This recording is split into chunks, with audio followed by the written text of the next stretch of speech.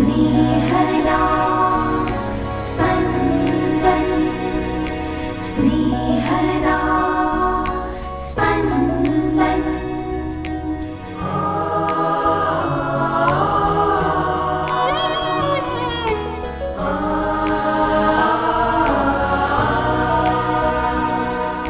સામાન્ય કાળના 18મા અઠવાડિયાનો સોમવાર. આજના શુભ સંદેશમાં ઈસુ પિતરને પાણી પર ચાલવા કહે છે. પિતર ચાલે છે, પણ અશ્રદ્ધા તેમને ઘેરી વળે છે. માનવ હંમેશા નબળાઈઓથી ઘેરાયેલો જ રહે છે. એકમાત્ર પ્રભુ જ માનવીની નબળાઈને સબળાઈમાં ફેરવી શકે છે. સાંભળીએ સંત માથીકૃત શુભ સંદેશ, અધ્યાય 14, કડી 22-36. એ પછી વિના વિલંબે ઈસુએ શિષ્યોને હોડીમાં બેસાડીને પોતાની આગળ સામે કાંઠે મોકલી દીધા અને પોતે લોકોને વિદાય કરવા રોકાયા. લોકોને વિદાય કર્યા પછી ઈસુ પ્રાર્થના કરવા માટે પર્વત પર એકલા ચાલ્યા ગયા. સાંજ પડી અને હજી તેઓ એકલા જ હતા. હોડી તો ક્યારની કિનારાથી ખાસી દૂર પહોંચી ગઈ હતી ને સામા પવનમાં મોજાની થપાટો ખાતી હતી. રાતના ચોથા પહોરે ઈસુ સરોવર ઉપર ચાલતા ચાલતા શિષ્યો પાસે આવી પહોંચ્યા. તેમને સરોવર ઉપર ચાલતા જોઈને શિષ્યો ભયભીત થઈ ગયા અને બીકના માર્યા બૂમ પાડી ઉઠ્યા, ભૂત! ભૂત! પણ તે જ ક્ષણે ઈસુએ તેમને કહ્યું, હિંમત રાખો, એ તો હું છું, બીશો નહીં. ત્યારે પીતરે સામેથી કહ્યું, પ્રભુ, આપ હો તો મને પાણી ઉપર આપની પાસે આવવાની આજ્ઞા કરો. ઈસુએ કહ્યું, આવ. એટલે પીતર હોડીમાંથી ઉતર્યો અને પાણી ઉપર ચાલતો ઈસુ પાસે જવા લાગ્યો. પણ પવનને તોફાને ચડેલો જોઈને તે બી ગયો અને ડૂબવા લાગતા બૂમ પાડી ઉઠ્યો, પ્રભુ, બચાવ! બચાવ! તરત જ ઈસુએ હાથ લાંબો કરીને તેને પકડી લીધો અને કહ્યું, અરે અશ્રદ્ધાળુ, તે શંકા કેમ આણી? પછી તેઓ બંને હોડીમાં ચડી ગયા. એટલે પવન પડી ગયો. હોડીમાં હતા તેઓ ઈસુને પગે પડ્યા અને કહેવા લાગ્યા, સાચે જ આપ ઈશ્વરના પુત્ર છો. પછી સરોવર ઓળંગીને તેઓ ગન્નેસરેત પ્રદેશમાં પહોંચ્યા અને ત્યાંના માણસોએ તેમને ઓળખ્યા. એટલે તેમણે આસપાસના આખા પ્રદેશમાં ખબર મોકલી દીધી. લોકો જે કોઈ માંદા હતા તે બધાને ઈસુની આગળ લઈ આવી તેમને વિનંતી કરવા લાગ્યા કે ફક્ત આપના વસ્ત્રની કોરને અડવા દો. અને જેટલા અડ્યા તે બધા સાજા થઈ ગયા. स्नेहदा स्पन्दन स्पन्दन। આજના શુભ સંદેશમાં 2 પ્રસંગો વણી લેવામાં આવેલા છે. એક, ઈસુનો પાણી પર ચાલવાનો, ને બીજો, ગન્નેસરેતના પ્રદેશમાં સાજાપણું આપવાનો. બંને પ્રસંગોના કેન્દ્રમાં છે શ્રદ્ધા, પ્રભુની હાજરી, માનવીનો ડર અને ઈસુમાં વિશ્વાસ થકી સાજાપણું. પહેલા પ્રસંગમાં ઈસુ પોતે શિષ્યોને હોડીમાં બેસાડીને રવાના કરે છે અને તોય એમની હોડીને તોફાન વચ્ચેથી પસાર થવું પડે છે. ઈશ્વર આવું તોફાન રોકતા નથી, પણ એવા તોફાન સામે આપણને સુરક્ષિત રાખે છે. ઇસરાયેલીઓ પ્રભુને ભરોસે મિસરમાંથી નીકળી પડે છે, પણ તેમને રાતા સમુદ્રનો સામનો કરવો પડે છે.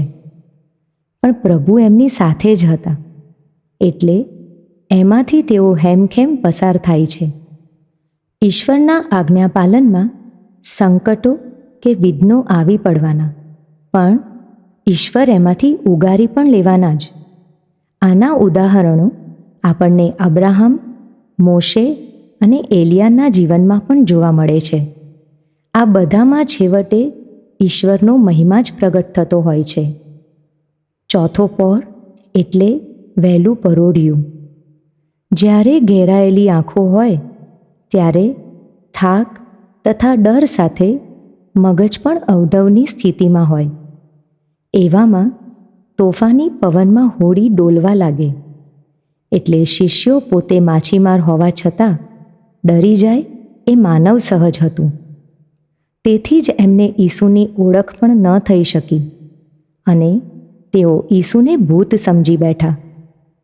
આપણે પણ આપણી કફોડી સ્થિતિમાં ઈશ્વરની હાજરી પારખવામાં એટલે જ ઘણીવાર થાપ ખાઈ બેસીએ છીએ. ઈસુનું શિષ્યોને એ તો હું છું કહેવું એ જૂના કરારમાં મહાપ્રસ્થાનની 3 અધ્યાયની 14મી કડીનું હું તો જે છું તે છું નો જ પડઘો પડે છે અને યશાયા 43મા અધ્યાયની 2જી કડીના વચન જ્યારે તું અગાધ જળમાં થઈને પસાર થતો હશે ત્યારે હું તારી સાથે રહીશ ની પરિપૂર્તિ છે. પિતરનો વિશ્વાસ એને પાણી પર ચલાવે છે કારણ કે એની નજર ઈસુ સામે છે. જે ક્ષણે એનું ધ્યાન ઈસુ પરથી હટીને તોફાની પવન તરફ જાય છે એ ડૂબવા લાગે છે. ઈસુમાં શ્રદ્ધા ઈશ્વરની કૃપા પર આધારિત જીવન જીવવાનું બળ પૂરું પાડે છે અને ઈશ્વરમાં શ્રદ્ધાની ઉણપ મુશ્કેલીઓ પર ધ્યાન કેન્દ્રિત કરે છે અને ડરના લીધે આપણી જીવન નૈયા ડોલવા લાગે છે.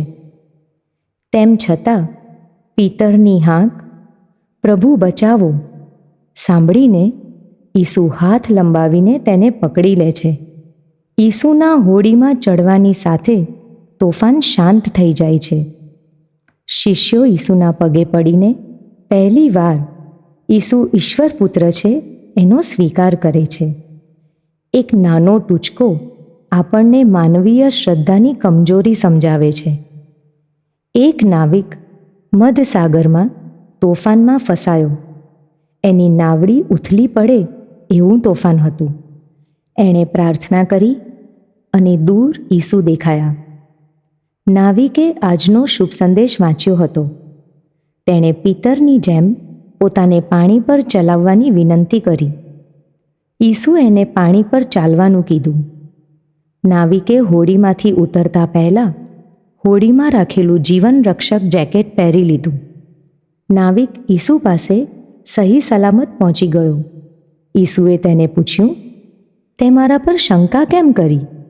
નાવિક બોલ્યો, ના પ્રભુ, મને તમારી ઉપર વિશ્વાસ છે. ઈસુએ પૂછ્યું, તો પછી આ જીવન રક્ષક જેકેટ કેમ પહેરી લીધું? નાવિક ઠાવકાઈથી બોલ્યો, પ્રભુ, એ તો કદાચ આ છે માનવનો ઈશ્વર ઉપરનો વિશ્વાસ. ઈશ્વર પર સાચી શ્રદ્ધાપૂર્વકનો વિશ્વાસ તોફાન નથી રોકતો, પણ એ તોફાનની વચ્ચે પણ આપણને સુરક્ષિત રાખે છે.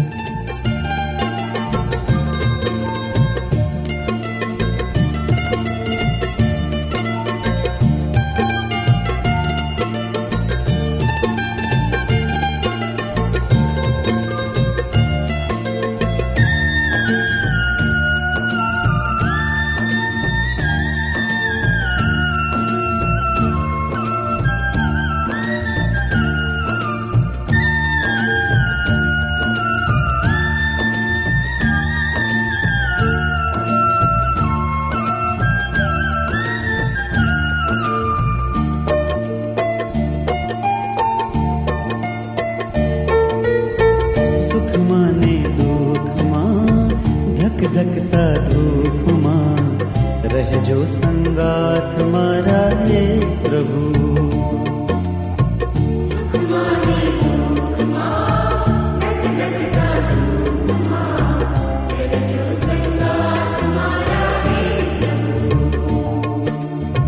સાંજને બપોરમાં અંધારી રાતમાં રહેજો સંગાથ મારા હે પ્રભુ.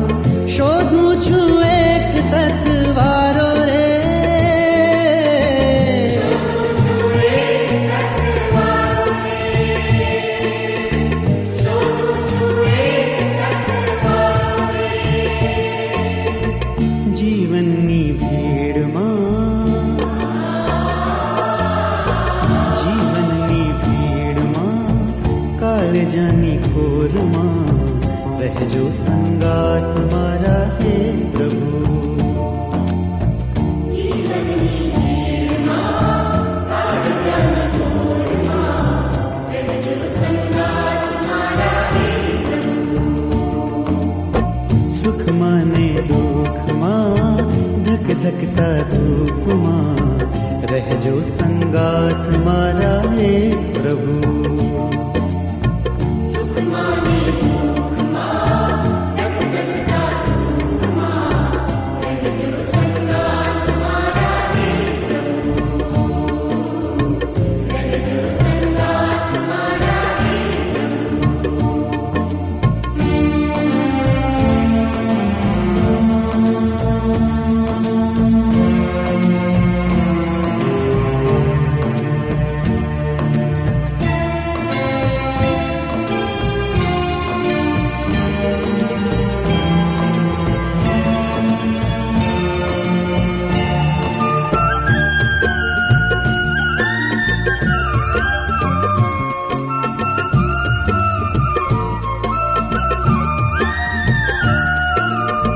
ક્યારેક ઉભો રહું તપ તપતી રેતમાં, ક્યારેક સાગરની ભરતી ઓટમાં,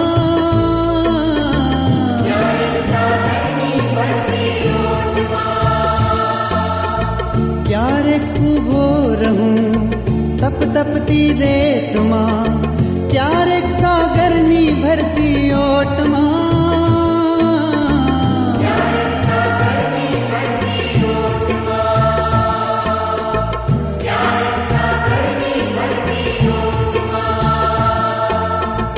ઊની ઊની રેતમાં,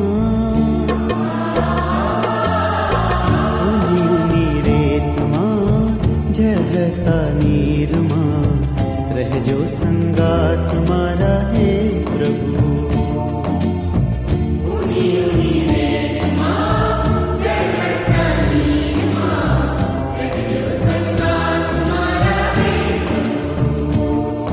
ઓ સુખમાં ને દુઃખમાં ધકધકતા ધૂપમાં રહેજો સંગાથ મારા